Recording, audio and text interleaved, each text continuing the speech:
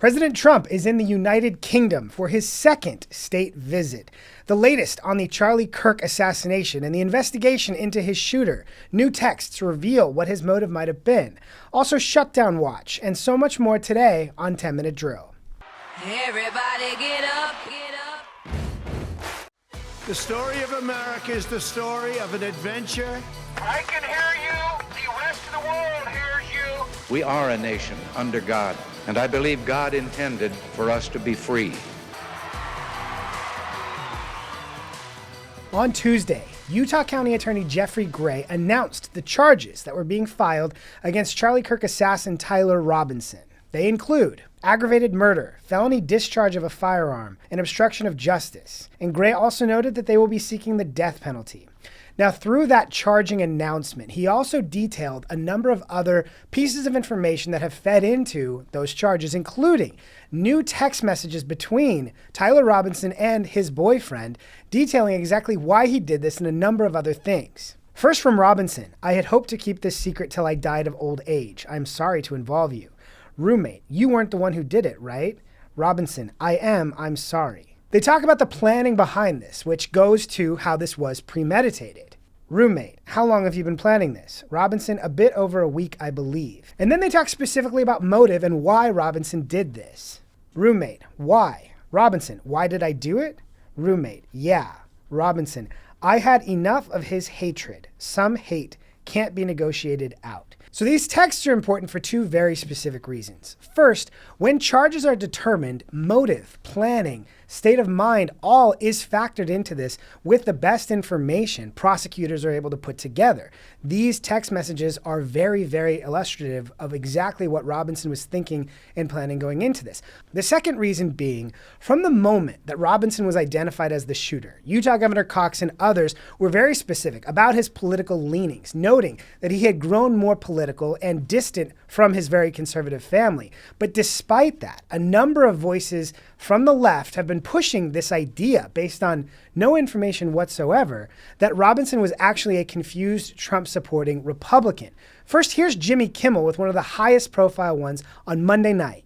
We hit some new lows over the weekend with the MAGA gang desperately trying to characterize this kid who murdered Charlie Kirk as anything other than one of them and doing everything they can to score political points from it. Here is Dave Min, a congressman from California, also pushing this bizarre misinformation about Robinson. Now that the Charlie Kirk assassin has been identified as MAGA, I'm sure Donald Trump, Elon Musk, and all the insane GOP politicians who called for retribution against the radical left will now shift their focus to stopping the toxic violence on the radical right. Peter Hassan at the Washington Free Beacon, a good friend of 10 Minute Drill, compiled a list of some of the most prominent names who were pushing this information. Right on right crime. Meet the left-wingers gaslighting you about the Charlie Kirk assassination. That list includes Kevin Cruz from Princeton University, Randy Weingarten from the American Federation of Teachers, Lawrence Tribe from Harvard Law School, Brandy Zadrozny from MSNBC, Jameel Hill from The Atlantic, and Julia Loft from Puck News, among several others. Now, a lot of those names will sound familiar to you.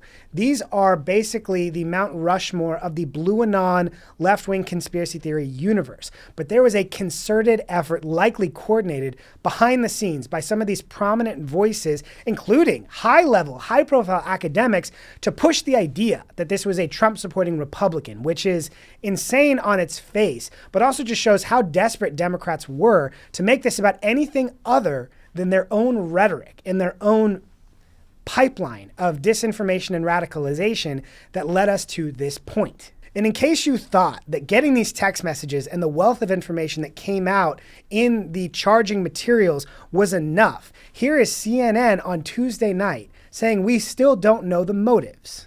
You said a lot there, and we don't have a motive yet. We don't know yet. We're waiting. Obviously, we've heard what the governors had to say, what the FBI director said today. Come on, we don't have a motive yet. We do know the motive. We know why. And I believe the Wall Street Journal editorial board said it best about the text messages. They show how one young mind, despite what appears to be a good upbringing in a loving family, can be twisted by what he reads online into an act of murderous violence for political reasons. It is no coincidence that so many of the voices pushing this insane and outrageous disinformation campaign to confuse you about what was behind this, what motivated the killer, are some of the same voices that have pushed the most aggressive and most extreme and egregious language about people like Charlie Kirk, people like President Trump, and others, about being a fascist, being Hitler, being a radical. With the assassination of Charlie Kirk and the conversation going on around it, there is brand new polling from YouGov. Most Americans across the political spectrum say political violence is never justified, but younger and more liberal Americans are more likely to disagree. Overall, 72% say political violence is never justified, but 11% say violence can sometimes be justified. Now, when you hear that and you wonder who is in that 11%, YouGov got into that. 25% of very liberal people believe political violence can sometimes be justified. 17% of liberals, but only 6% of conservatives and 3% of very conservatives believe political violence is ever justified.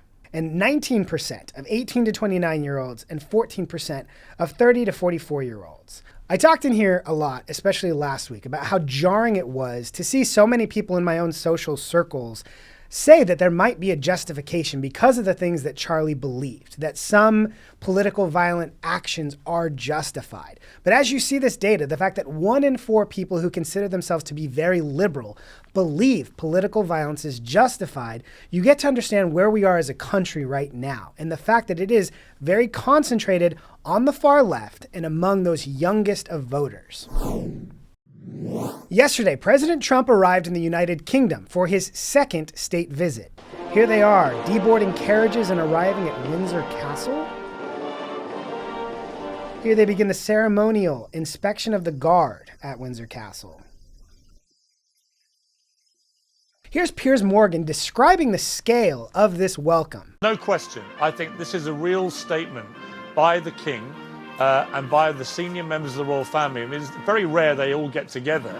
So this is an important state visit for President Trump because at the same time, the United States, United Kingdom, the European Union are all involved in complex trade negotiations, international discussions about things like Russia, Ukraine, and a number of critical foreign policy matters. But as President Trump is there, Congress is asking him to take some very specific action. 22 House Republicans wrote a letter yesterday to the Trump administration. As you prepare for the upcoming US-UK Leaders Summit, we urge you to prioritize securing a commitment that the UK will remove its digital service tax. Should the UK fail to agree, we believe reopening the Section 301 investigation into the DST would be necessary and appropriate. Now, for your background, the digital services tax is something we've talked about quite a bit on 10-Minute Drill. It is an absurd penalty that European countries have placed on American tech companies for their innovation. For American tech companies to sell into their markets, they have to pay exorbitant fees under this digital services tax. And you've got 22 House Republicans calling on President Trump to ensure that as they continue these trade negotiations and these other very important conversations, they don't forget to ensure that this digital services tax is addressed. They also mentioned the 301 investigation tool. In President Trump's first term, they opened a 301 investigation into European countries for unfair trade practices, including the digital services tax. There's a new op-ed in National Review. Europe is going after America's biggest companies. Trump must push back. This is from Ashley Baker. Baker writes, European countries such as France, Spain, and Italy have used a growing web of regulation to target American firms, draining hundreds of millions from these companies through tools like the digital services tax while sparing their own.